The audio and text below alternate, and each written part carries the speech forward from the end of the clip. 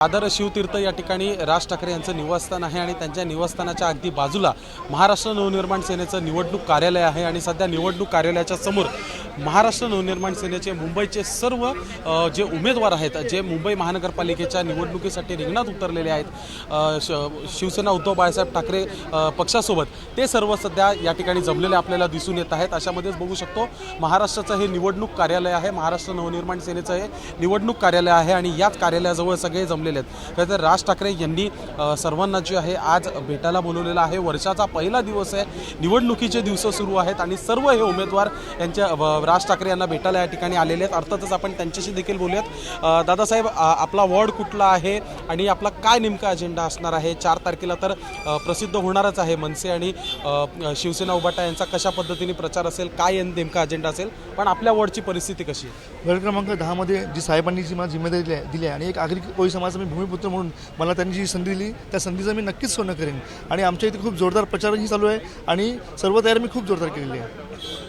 अर्थातच सगळे आज भेटायला आलेले आहात, वर्षाचा पहिला दिवस आहे, राजसाहेब भेटणार आहेत, कसं वाटतंय?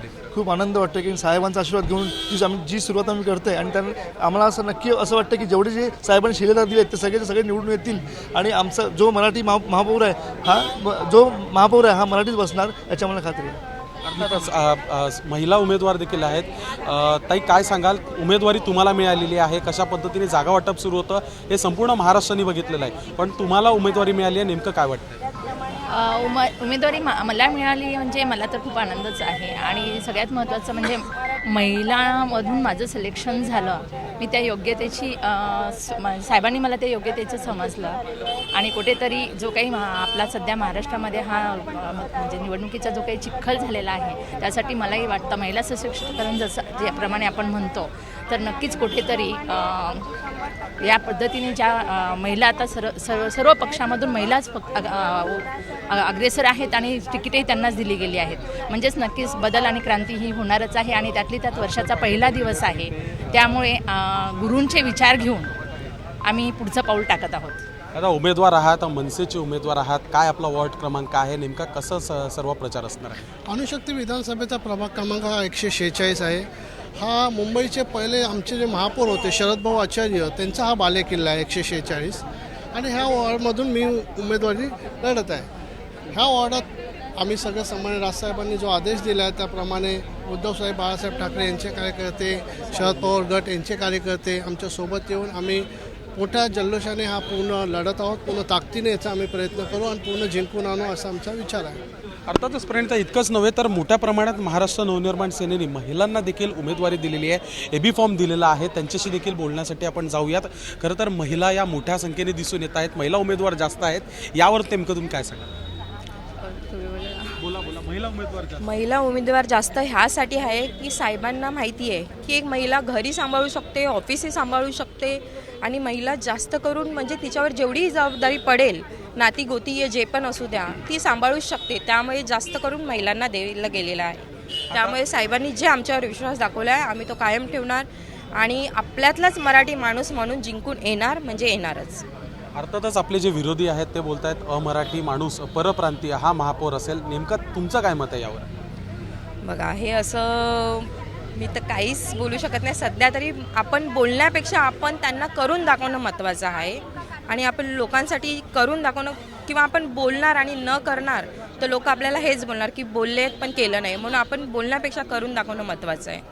ताई, आपला कुठला वॉर्ड आहे, आपला काय अजेंडा असणार आहे प्रचाराचा, कसं निवडणुकीसाठी समोर जाणार आहात? जय महाराष्ट्र, सर्वांना नवीन वर्षाच्या हार्दिक शुभेच्छा। आणि नवीन वर्ष आहे, आज नवीन वर्षाचा पहिला दिवस आहे, नक्कीच नवीन काहीतरी घडणार आहे।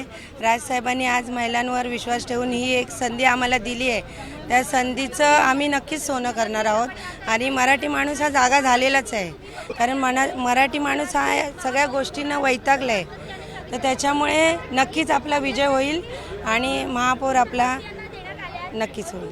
अच्छा, महापौर आपला होणार, मनसेचा आणि शिवसेनेचा होणार, युतीचा होईल, विश्वास आहे तुम्हाला? नक्की 100% आणि आम्ही त्याच्यासाठी जीव तोडून मेहनत करू। अच्छा, तुम्ही राजसाहेबांना भेटायला आलेला आहात, तिकडे वहिनी देखील भेटणार आहेत, प्रचारासाठी तुम्ही आपल्या वॉर्डमध्ये त्यांना बोलवणार का? नक्की आले तर सोन्याहून पिवळंच होईल आणि आम्हाला खूप आनंद होईल। साहेबांना आज शक्यतो वेळ असेल तर नक्कीच साहेब येतील आणि आम्ही त्यांना नक्कीच विनंती करू.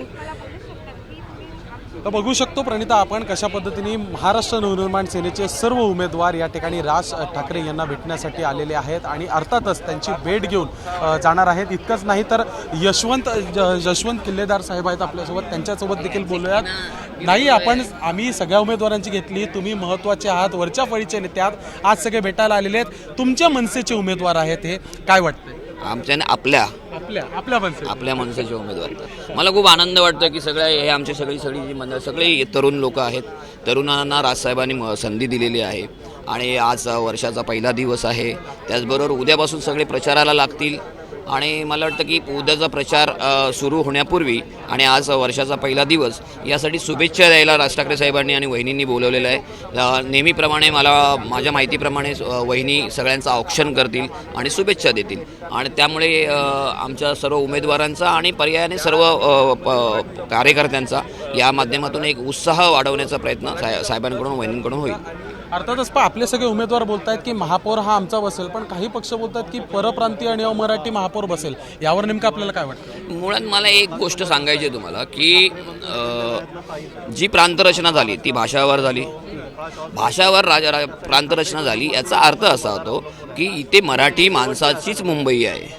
जर मुंबईत इतर भाषिक लोक येतात, त्या कामानिमित्त येतात, त्याच्याबद्दल आमचं कुठलं हे नाही, त्यांचं स्वागत आहे. परंतु तुम्ही हक्क नाही सांगू शकत. हक्क हा मराठी माणसाचाच असेल. कोणी काही बोलू दे, त्यांची मानसिकता त्यातून कळते आणि लोकांना त्यातून त्यांच्या मानसिकतेमुळे लोकही सतर्क झालेले आहेत. त्यामुळे त्याचा फायदा आम्हालाच होईल आणि महापौर हा मराठीच असेल आणि तो आमचाच असेल. नक्कीच, धन्यवाद बोलण्याबद्दल. तर प्रणिता, पुन्हा एकदा तुला एक दृश्य मी दाखवू इच्छितो कशा पद्धतीने या ठिकाणी उमेदवार सर्व 53 उमेदवार सध्या महाराष्ट्र नवनिर्माण सेनेचे मुंबई महानगरपालिका निवडणुकीसाठी जाणारे जे आहेत उमेदवार जे आहेत ते सध्या या ठिकाणी जमलेले आहेत.